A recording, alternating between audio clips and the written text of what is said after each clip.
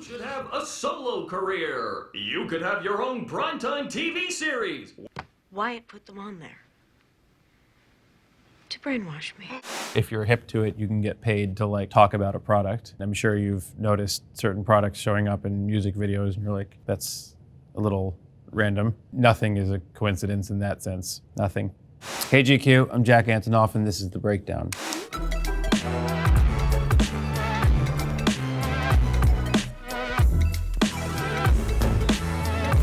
First up, Bohemian Rhapsody. Don't you think I sound like No, it's good. Can we try it again? Sure, yep. Sure, it's your money. This makes me feel like when I was in a band and everyone would feel the need to be in the studio at all times, no matter what. This is one of the hardest parts about being in a band is everyone feels like if they're not in the studio, they're gonna miss out on something. Can we try it again? Sounds a lot better. We need to get experimental. That's actually makes me anxious. The feeling of being in the room and everyone's there and everyone's like, do this, do this, do this, and you're trying to hear something, but you need time to get it out. But then there's also that part where they start all coming together and it's really thrilling. I love nothing more now than having that energy, but also being able to turn it off and say, all right, now I'm gonna go do it alone. The positive and the danger of having people around are the same thing, which is their opinions. You could use it or you could let it kill you. Try bouncing us left and right for the ah. Dead center for the last. Blasted! He's talking about panning it, and technically, I mean, one of my biggest pet peeves in life is music and recording and songwriting and all these things in film, but this is totally kosher. He's talking about panning, he's using the term bounce to one side or the other. That is very quintessential Queen thing of like hard panning entire stacks of harmonies, so like one's here, and then they're all sort of swirling together. The thing that can be misunderstood about panning, it's not left and right, because within left and right is volume and reverb, so it can also be here.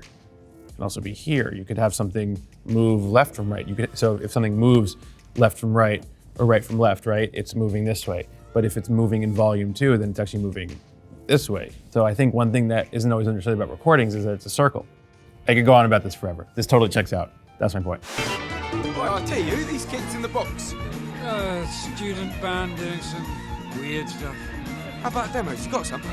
An engineer and a producer are entirely different professions with lots of overlap. So an engineer is someone who would get the soundscape, and a producer is someone who would have the ideas and produce the record, and a songwriter would write the record, and there's plenty of overlap. So production to me is something that has gotten very fucked up in our time. Because the way people get paid, the idea of songwriter, producer, engineer, even putting mixer in this, they've all sort of like jumped on top of each other. All of a sudden people were like, the only way I can make money is if I'm the songwriter too. So then you have producers asking for songwriting on things they didn't necessarily write. It's become more commonplace than you could ever imagine to steal writing credit and to say, hey, I was there, it wouldn't have happened without me, which is total bullshit. Let's fast forward.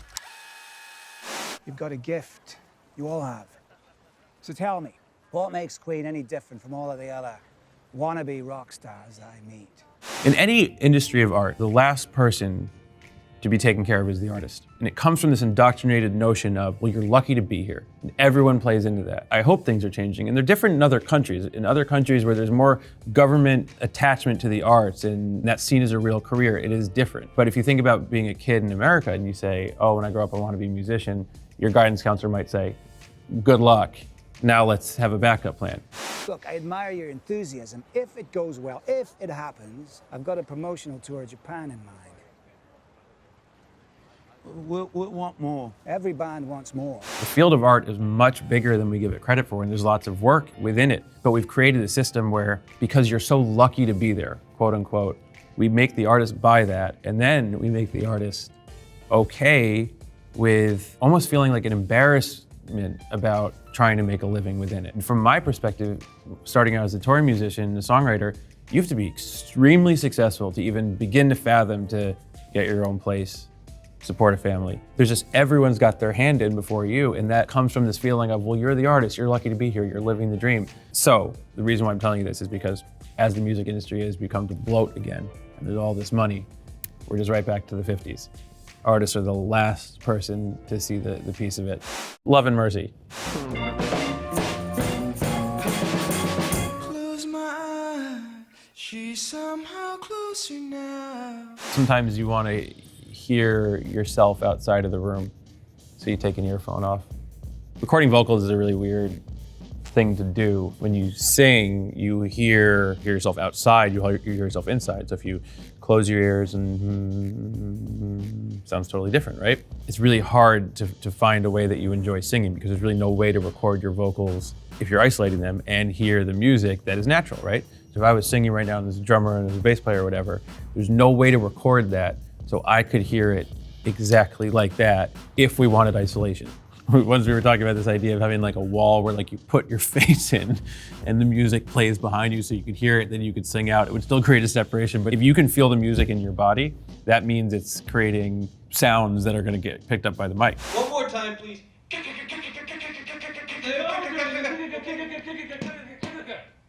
They're doing it! Brian, they've been doing it for the past 3 hours. Okay, let's try it again, please. One more time. Take 32. Here we go. 32 takes isn't that much. I mean, it seems like obviously that had been a boiling point. Okay, let's cut, please. Okay, so try it more staccato, okay? You guys are the rhythm now. So it's like an engine underneath the song. Dennis, can you be quiet, please, while we find the sound? Thanks. Okay, let's try it. That looks great. I love that moving shot where you sort of see everything else going on in the room. It feels really like what it's like to be in the studio when someone's trying to figure something out and someone's noodling around and there's all these other things happening, but nothing else matters. Okay, let's go again, please. Let's dig into this feel a little harder, okay? A little stronger. Let's really hit it now, okay? Here we go. It also feels so connected to when you record strings. Typically string players are sort of raised and taught in a certain feeling or theory of music that if it's classical, it can be a little bit more rigid. I know that feeling of like being with a string player, you're like, I know it's wrong, just like do it like this, like do it slightly out of tune or whatever, or, you know. And that scratchiness he's talking about, you always want, especially your cellist, to get scratchier, more percussive. So that scene really speaks to me. I think that's beautiful. Next up, Pitch Perfect 2. Walking in the winter wonderland. Right, hold up, just hold up for a second. Wait, hold up. Man, I sound awesome right now. What are you talking about? When I work with people on the production side, we've been working for a long time, we're really like chipping it away to things. So it's pretty rare that I've had a conflict as like sort of like, nah, that's not good. And they're like, it is good. I'm like, nah, it's not, you know, it's like, it's not really that because we're so on looking at the same thing. It's more a conflict of like how we're getting there. I think the conflict we're seeing in Pitch Perfect 2 here is more of like a session conflict when you don't really know people and someone comes in and they're like, I'm killing it. And you're like, it sucks. But one time I was in the studio with the chicks and I like went to do something and I came back and they did a prank on me where Natalie was singing and they pitched her voice one semitone down and she pretended she was singing it live and they were all just like going like this and she was a full semitone off key. It sounded horrible and I was just like, and they were all like, and I was like, and they were like, and I was like, it's a bit. And they were like, it's a bit. That was the only time where I was with people I actually know and I was about to be like, guys, what the fuck? Are you listening? In the lane, snow is glistening, a beautiful sight. I'm not trying to be contrarian or like alt in any way, but I actually think Snoop singing this version of Winter Wonderland is totally hip. Honestly, if I was producing this, I'd be like, this is cool. The only thing I'd want to do is undigitize it a little bit. Like if you mix Snoop's vocal with like, for example, some of the sounds we were seeing in Love and Mercy, almost like Nancy Sinatra style recorded, I think it would be just a Christmas classic. But every once in a while, a cover will happen where you're like, fuck, that might be better than the original. Then you start to get into the concept of production. Like, wow, someone could write a song and it could be brilliant. And then someone else could figure out a better arrangement. And that's crazy. Any ideas? Because okay, hear me out. Please, Dax, please. We can remove the sleigh bells and put in kalimba. You know, the finger thing. I know what a kalimba does. Go in the corner. Go eat your lunch in the corner. The kalimba wasn't a bad idea. The kalimba was not a bad idea. Michael Key, who's playing the producer, it seems weird to me that, I don't know, I guess that's the character, like a producer who doesn't do anything and has people around that he yells at and they give ideas. But if that was the case, if he was that kind of producer, I don't imagine he'd even be at the board. The way I sound in my eardrums, this is immaculate, man. This song, there's nothing special about it yet. Do you know what I mean? In my experience, things don't go very far if they don't feel special because then it sort of feels like, what are you doing? If you don't feel this spark with something, then moving forward is a bit depressing and feels like a weird uphill battle.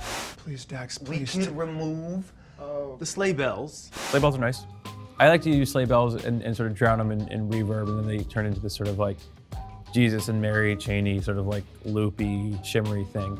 Sleigh bells are a kind of instrument that would fall into a category for me at this point in my life that I don't like to use and have them sound the way they sound. Next up, straight out of Compton. If thrown in jail, we can go toe to toe in the middle of a sale. The thing I really love about that scene is when they cut to the booth and the way they filter the music so it actually sounds like headphone bleed. That actually sounded to me like I've left the control room and I'm in the booth. When you're watching a movie or a TV show and it feels like surreal or a music video, it's usually because of choices where like you're moving throughout spaces but the quality of the music isn't changing. All right, so look, your rhymes ain't tight, it ain't making a record. This ain't Lonzo shit, this the real deal, all right? So your shit better be dope. Who up? Ran up. That's not me to work under that kind of pressure, but it is a lot of other people. And it's magical when you see it, when someone's like, we have one day in here, let's go. You know, I've had that feeling, but then I always sort of go home and be like, I wish no, that's not right. And I'm more designed to be able to live in something and sort of record it when it hits me. Next up is Josie and the Pussycats. Wyatt gave me this CD of our song, and it was like, as soon as I heard it, I don't know. What, it sucked? I love this movie. The music was written by Anna from That Dog, did a lot of the music for this movie. That Dog is one of the great, great, great bands of the last couple decades, but she wrote some great songs for this movie. You should have a solo career. You could have your own primetime TV series. Wyatt put them on there to brainwash me. If you're hip to it, you can get paid to like talk about a product. I'm sure you've noticed certain products showing up in music videos and you're like, that's a little random. Nothing is a coincidence in that sense, nothing. Buy their CD.